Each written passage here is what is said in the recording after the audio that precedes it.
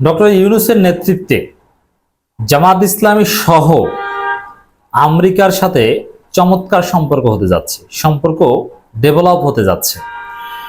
শুধু মার্কিন যুক্তরাষ্ট্র বা আমেরিকার সাথে নয়, চীনের সাথে, রাশিয়ার সাথে, এমনকি ভারতের সাথে, সবার সাথে বাংলাদেশের একটা বন্ধুত্ব সুলভ, ন্যায্যতার ভিত্তিতে পিপলস টু পিপলস টাই সম্পর্ক হতে যাচ্ছে, যেখানে জামাত ইসলামীও পার্ট।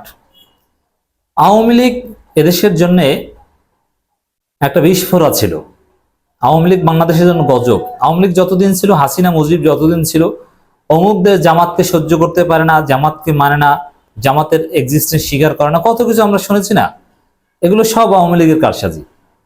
আসলে ভারতেরও আপত্তি নেই বা থাকবে না জামাত ইসলামের সাথে সম্পর্ক রাখতে। জামাত ক্ষমতা আসলেও ভারতের সাথে সুন্দরভাবেই দ্বিপাক্ষিক সম্পর্ক চলবে। আর মার্কিন যুক্তরাষ্ট্রের সাথে সম্পর্ক, এটা তো চলছেই। এবং আওয়ামী লীগ আমলে যেসব বিষয়ে ডিসপিউট ছিল, সব কিছু সমাধান করে সুন্দরভাবে বাংলাদেশ যুক্তরাষ্ট্র সম্পর্ক এক নতুন উচ্চতায় পৌঁছতে যাচ্ছে। মার্কিন যুক্তরাষ্ট্রের একটা প্রতিনিধি দল খুব শীঘ্রই বাংলাদেশ সফরে আসবেন, এমনকি ডোনাল্ড লু সেখানে আসতে পারে। নানান বিষয়ে সহযোগিতার নতুন দ্বার উন্মোচিত হবে, বাংলাদেশের অর্থনীতি গতিশীল হবে। চীনের সাথে, চীন নাকি জামাতকে মানে না, কই চীনের প্রতিনিধি দল এখন জামাত ইসলামের অফিসে আসে। রাশিয়া ভারত নাকি সহ্য করতে পারে না। আমি বলছি, লিখে রাখেন, ভারতের হাইকমিশনের সাথে জামাতের আমিরের বৈঠক হবে, ভারত জামাতকে দাওয়াত দিবে, সম্পর্ক হবে। অতএব আওয়ামী লীগের প্রোপাগান্ডা বা আওয়ামী লীগের কারণেই এ দেশটার মধ্যে এতদিন আমরা বিভাজন দেখতাম। আওয়ামী লীগ নেই মানে জঞ্জাল সাফ হয়েছে, এখন বিভাজন থাকবে না। এখন বাংলাদেশটা এগিয়ে যাবে, মাথা উঁচু করে বিশ্বের বুকে চলবে, দাঁড়াবে। সেখানে বাংলাদেশি যে সেই সম্মান পাবে, যে অমুক জামাত অমুককে মাইনাস করো, এরকম কোনো বিষয় না। অমুকদের সাথে সম্পর্ক রাখা যাবে না, এইসব ধান্দাবাজি বিষয় চলবে না। অতএব চমৎকার সম্পর্ক হতে যাচ্ছে যুক্তরাষ্ট্রের সাথে, এবং যে কোনো দেশের সাথে সম্পর্কেই জামাত এটা পার্ট হবে, কোনো সমস্যা নেই। জামাত নিয়ে কারো কোনো অ্যালার্জি বা আপত্তি নেই, কারণ জামাত উদার গণতান্ত্রিক মধ্যমপন্থী রাজনৈতিক দল। ঢাকার সঙ্গে সম্পর্ক জোরদার করবে যুক্তরাষ্ট্র, এবং এই জোরদার করার অংশ হিসেবে যুক্তরাষ্ট্রের একটা প্রতিনিধি দল খুব শীঘ্রই বাংলাদেশে আসবে। বাংলাদেশের অন্তর্বর্তীকালীন সরকারের প্রতি সমর্থন অব্যাহত রাখার পাশাপাশি মার্কিন যুক্তরাষ্ট্র সম্পর্ক আরো বিভিন্ন বিষয়ে ঢাকার সঙ্গে জোরদার করবে। ঢাকায় মার্কিন চার্জ দি অ্যাফেয়ার্স হেলেন লোবেব অন্তর্বর্তী সরকারের প্রধান উপদেষ্টা অধ্যাপক ডক্টর মোহাম্মদ ইউনূসের সঙ্গে সাক্ষাৎকারে সব প্রত্যয় ব্যক্ত করেছেন। যুক্তরাষ্ট্রের নতুন রাষ্ট্রদূত বাংলাদেশে আসবেন শীঘ্রই।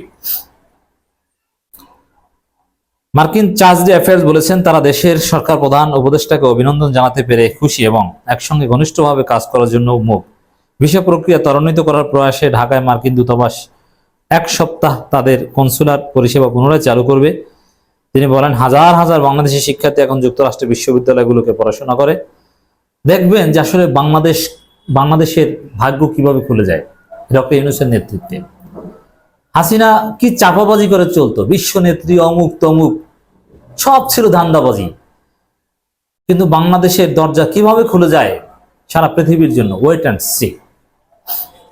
হেলেন বলেন, যুক্তরাষ্ট্র স্বাস্থ্য, শিক্ষা, শ্রম, শাসন এবং রোহিঙ্গা ইস্যুতে ঘনিষ্ঠভাবে কাজ করবে।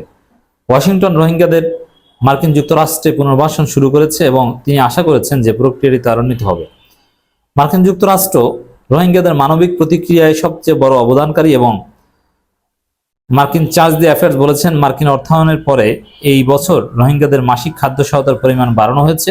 তিনি রোহিঙ্গাদের জন্য জীবিকার সুযোগের আহ্বান জানান। এর মানে সবকিছুর সমস্যার সমাধান এই ডক্টর ইউনূস সরকার করতে পারবে।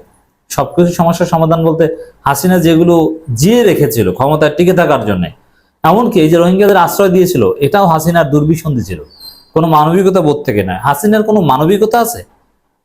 রোহিঙ্গাদের আশ্রয় দিয়েছিল রাজনৈতিক স্বার্থে, স্ট্যান্ডবাজি ছিল, এবং পেয়েছে। রোহিঙ্গাদের বিষয়টা দেখে হাসিনা অনেক সুযোগ সুবিধা আন্তর্জাতিক কমিউনিটি থেকে পেয়েছে, তার অবৈধ অনেক কাজকর্ম বৈধ করতে পেরেছে রোহিঙ্গাদেরকে দেখিয়ে।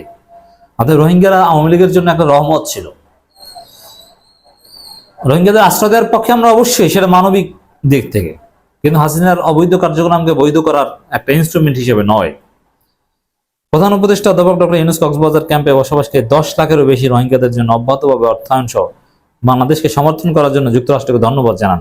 প্রধান উপদেষ্টা তাকে জানান, অন্তর্বর্তী সরকারের গভীর সংস্কারের দায়িত্ব দেওয়া হয়েছে এবং একটি যুক্তিসঙ্গত সময়ের পরে সাধারণ নির্বাচন অনুষ্ঠিত হবে। এই রোহিঙ্গাদের বিষয়ে হাসিনা চলে যাওয়ার পর জোর তৎপরতা শুরু হয়েছে। সরকার ঠিকমতো দায়িত্ব নিতে এখনো পারেনি। দায়িত্ব নিলে দেখবেন এই সমস্যাটা কত দ্রুত সমাধান হয়। অধ্যাপক মোহাম্মদ ইউনূস বলেছেন, বাংলাদেশে বন্যা মোকাবিলায় দাতাদের মধ্যে একটি সম্মিলিত প্রচেষ্টা এবং একটি অভিন্ন প্ল্যাটফর্মের আহ্বান জানিয়েছেন। মানিক চার্জ দি অ্যাফেয়ার্স শ্রমিক ও সংখ্যালঘু বিষয় নিয়ে কিছু উদ্বেগ উত্থাপন করেছেন। উদ্বেগের জায়গাটা তো আছে, এটা তো আমাদেরও আছে, এটা সমাধান করতে হবে। প্রধান উপদেষ্টা বলেন, দেশের প্রতিটি নাগরিক সংবিধান দ্বারা সুরক্ষিত এবং অন্তর্বর্তীকালীন সরকার সব নাগরিকের মানবাধিকার সমুন্নত রাখতে প্রতিশ্রুতিবদ্ধ। এর জন্য সংবিধান পুনর্লেখন করা হবে এবং যুক্তরাষ্ট্রের সাথে একটা সুন্দর সম্পর্ক ন্যায্যতার ভিত্তিতে এগিয়ে যাবে, এটাই আশাবাদ ব্যক্ত করেছেন।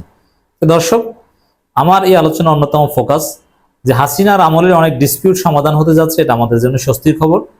আর যে কোনো দ্বিপাক্ষিক সম্পর্কে G2G হোক আর পিপলস টু পিপলস হোক, Jamaat Islam will be part of this. Jamaat কিনে আসলে কোনো কারো আপত্তি নেই। আওয়ামী লীগ ছিল দেশের জন্য গজব, এখন সে আওয়ামী লীগ চলে গেছে। সরকারিভাবে রাষ্ট্রীয়ভাবে আওয়ামী লীগকে নিষিদ্ধ করতে হবে, তাহলে আমাদের বিপ্লব, আমাদের স্বাধীনতা আরো টেকসই হবে।